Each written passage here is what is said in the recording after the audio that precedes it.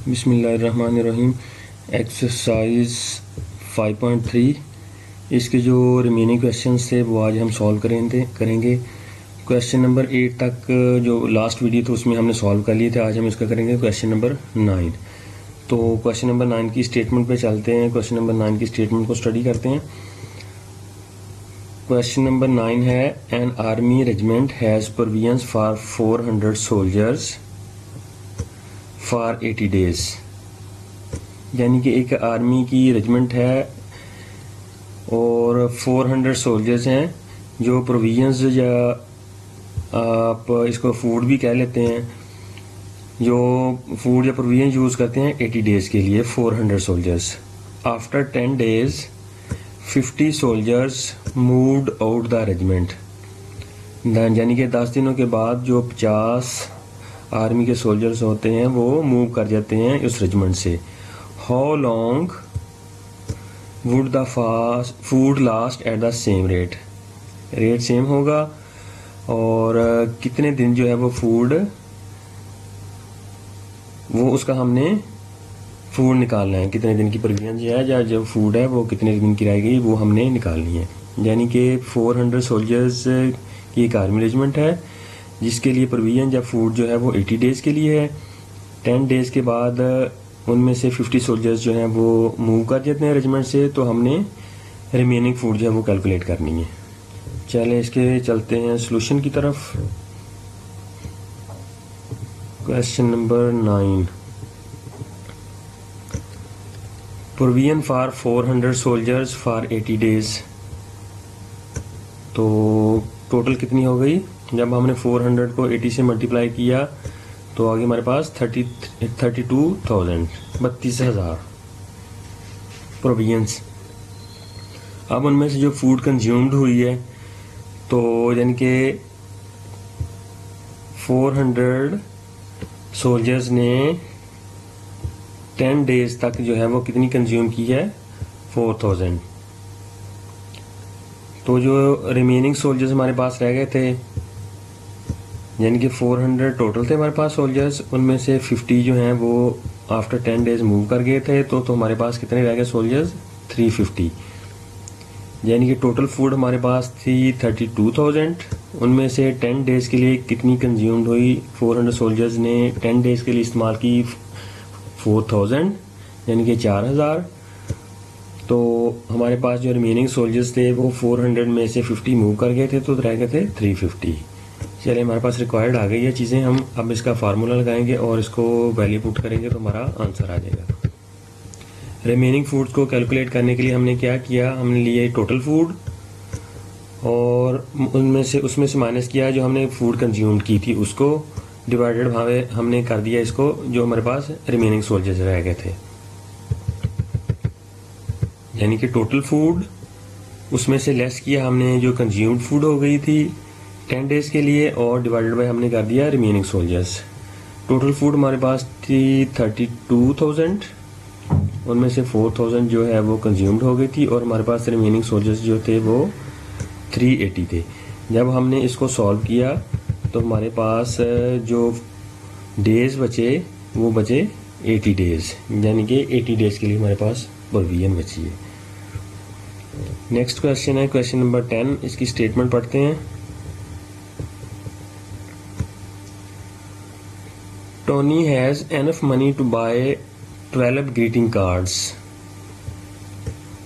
Eight the rate of ₹10.50 each. Tony के पास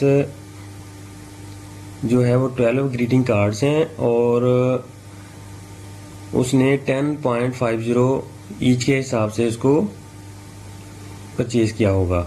if the cost of the card has increase to 14, अगर card की cost जो है वो ₹14 तक इंक्रीज कर दी जाए, how many cards can he buy with the same money. तो उसके पास जो रकम होगी तो उसके साथ कितने कार्ड खरीद सकेगा। यहाँ पे देखें 12 ग्रीटिंग कार्ड से जिसकी कॉस्ट थी 10.50, अब उसकी कार्ड की कॉस्ट जो है वो 12 की 10.50 की बजाय उसने 14 कर दी है। तो ऑब्वियसली वो कार्ड कम खरीदेगा। 12 की थी 10.50, अब कॉस्ट जो है 10.50 की बजाय 14 हो गई है, तो ऑब्वियसली उसके पास अब कार्ड कम होंगे, तो वो कम कार्ड खरीद कर सकेगा। इसके सोल्यूशन की तरफ चलते हैं क्वेश्चन नंबर 10 के।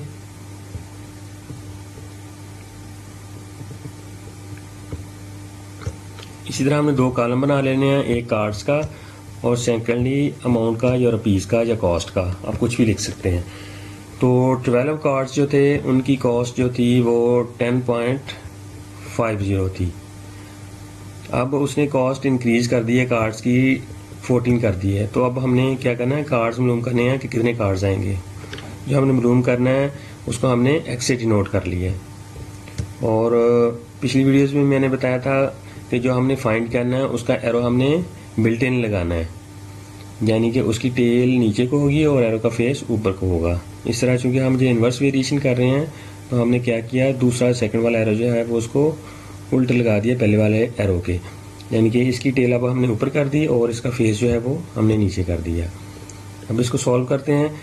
जो टेल होगी वो नोमिनेटर्स में उसकी वैल्यू रखेंगे और जो एरो का फेस होगा उसकी वैल्यू हम डिनोमिनेटर में पुट करेंगे। इस तरह हो गया हमारे पास x/12।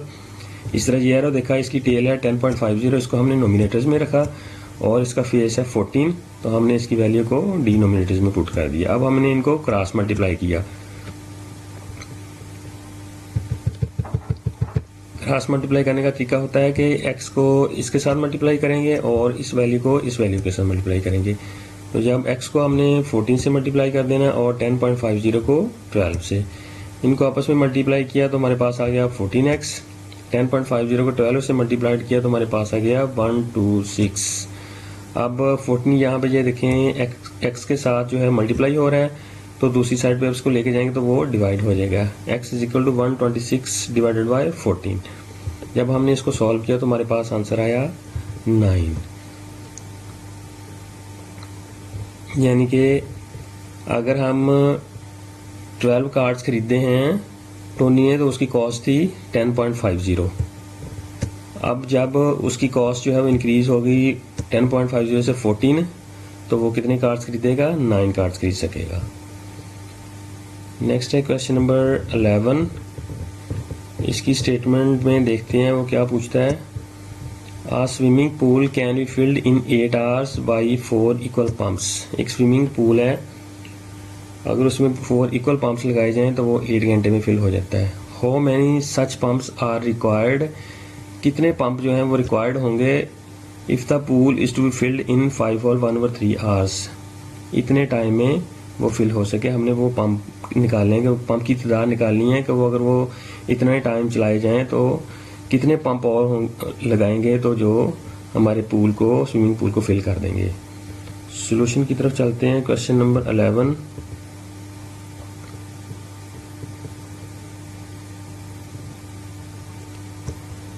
इसके भी हमने दो कॉलम बना लिए, एक टाइम का और सेकंड एक पंप का। 4 पंप थे तो स्विमिंग पूल कितने टाइम में फिल होता था, 8 आवर्स में।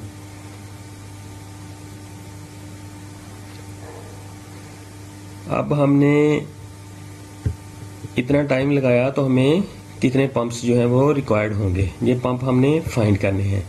ये 5.3333 के कैसे आया, इसको हमने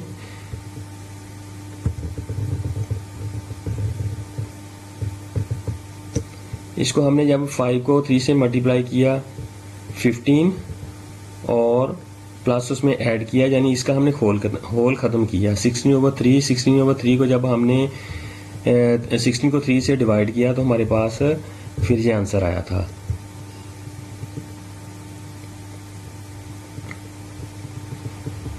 .33 ये फिर आंसर आया था। क्वेश्चन नंबर 11 की अगर आप स्टेटमेंट पढ़ेंगे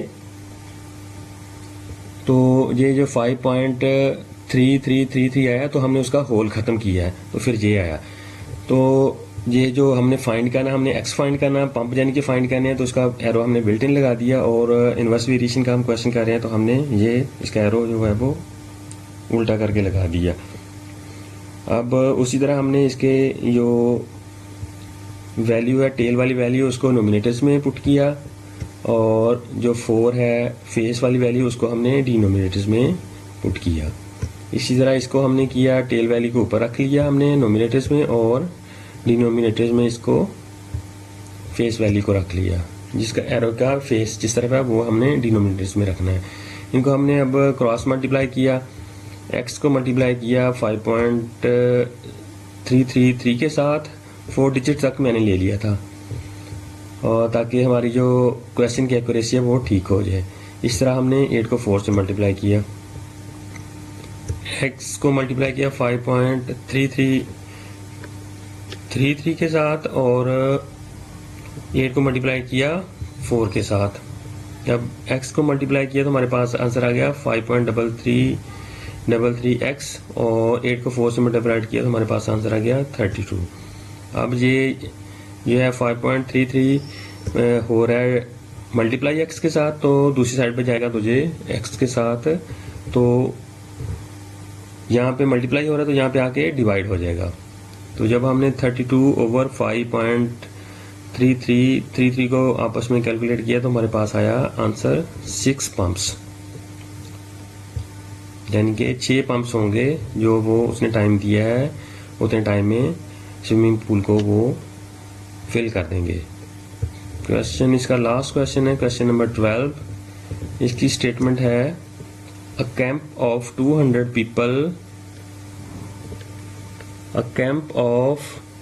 200 people has sufficient food for 15 days। एक कैंप है 200 पीपल का जिसके लिए सफिशिएंट फूड है 15 दिनों के लिए। Due to arrival of some new people, यहाँ पे देखिए उसने स्टेटमेंट थोड़ा सा चेंज किया है। पहले कुछ क्वेश्चंस में वो लेफ्ट करते थे, अब क्या हुआ उसमें वो ऐड कर रहा है। Due to arrival of some new people, the food last for 12 days only। कुछ पीपल ऐड हुए हैं तो ऑब्वियसली दिन जो है वो कम रह जाएंगे, क्योंकि ज़्यादा लोग होंगे तो फिर वो उनकी फूड जो होगी वो कम दिनों में ख़त्म हो जाएगी। How many more people arrived, तो हमने यहाँ पे क्या फाइंड करना है कि कितने पीपल मजीद जो है वो अराइव हुए हैं, कि 15 डेज़ की फूड थी वो 12 डेज़ में ख़त्म हो गई। इसको सॉल्व करते हैं।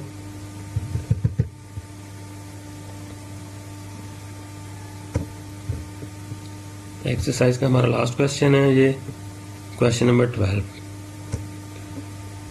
ये देखें जी, food for 200 peoples for 15 days. तो 200 को जब हमने 15 से मल्टीप्लाइड किया तो हमारा आंसर आ गया 3000। अब हमने इसकी इक्वेशन बनानी है। उसने कहा जी how many people will be added, यानी कि हमने सपोज किया कितने पीपल ऐड हुए हमारे पास, एक्स तादाद में हमारे पास ऐड हुए। सपोज कर लिया हमने कि एक्स पीपल हमारे पास मजीद ऐड हुए। हमारे पास एग्जिस्टिंग पीपल कितने थे, 200 पीपल। अब हमने इक्वेशन इसकी बनाई 200 प्लस जो मजीद ऐड हुए जिसको हमने एक्स से डिनोट किया था, 200 प्लस एक्स मल्टीप्लाइड बाय 12, यानी कि वो फूड जो हमारी 12 डेज में फिनिश हो रही है, इज इक्वल टू 3000। ये 3000 जो फूड थी, 200 पीपल जो थे वो 15 डेज जो उनके लिए फूड सफिशिएंट थी, तो टोटल बनती थी 3000। अब जो हमारे पास इक्वेशन बन गई है, 200 हमारे पास पीपल थे, उसमें एक्स तादाद में हमारे पास न्यू पीपल ऐड हो गए और उनकी फूड जो है वो 12 डेज के लिए है। तो हमने बताना है कि कितने पीपल ऐड हुए हैं। जब हमने इसको 200 प्लस एक्स ये एज इट आ गया, ये 12 इधर इसके साथ मल्टीप्लाई हो रहा था, तो दूसरी साइड पे इसको जाएंगे तो ये डिवाइड हो जाएगा। क्या बन गया, 3000 ओवर 12। जब इसको 3000 ओवर 12 को हमने सॉल्व किया तो हमारे पास आ गया 250। अब 2x plus x is equal to 250। ये 2x ये हमारे पास सेम एज इट आ गया, और ये हमारा आंसर जो आया था 250 ये हमने यहाँ पे लिख लिया। आप ये देखें 200 जो x के साथ जो है वो यहाँ पे प्लस हो रहा है, तो दूसरी साइड पे जाके क्या होगा, माइनस होगा। आप जानते हैं कि अगर कोई चीज़ यहाँ पे इक्वल साइड पे प्लस हो रही है तो दूसरी साइड पे जाएगी तो वो माइनस हो जाएगी, अगर माइनस हो रही है तो वो प्लस हो जाएगी।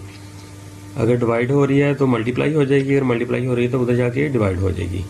ठीक है, यहाँ पे 200 क्या हो रहा है, एक्स के साथ प्लस हो रहा है, तो जब हम इसको इक्वल टू की दूसरी साइड पे लेके जाएंगे तो क्या हो जाएगा, माइनस हो जाएगा। x is equal to 250 minus 200, तो हमारे पास आंसर आ गया 50 पीपल जो हैं वो मज़ीद ऐड हुए हैं। ये हमने फाइंड करना था कितने पीपल ऐड हुए हैं, तो हमारा आंसर आया 50 people. Thank you for watching. अगर आपको क्वेश्चंस की समझ आ जाती है तो फिर भी कमेंट में बताएं, अगर क्वेश्चन की समझ नहीं आती तो फिर भी कमेंट में बताएं, ताकि मैं इसको मज़ीद बेहतर तरीके से आप लोगों को समझा सकूं।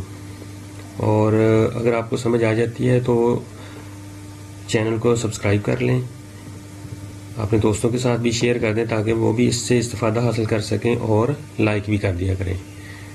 Thanks for watching.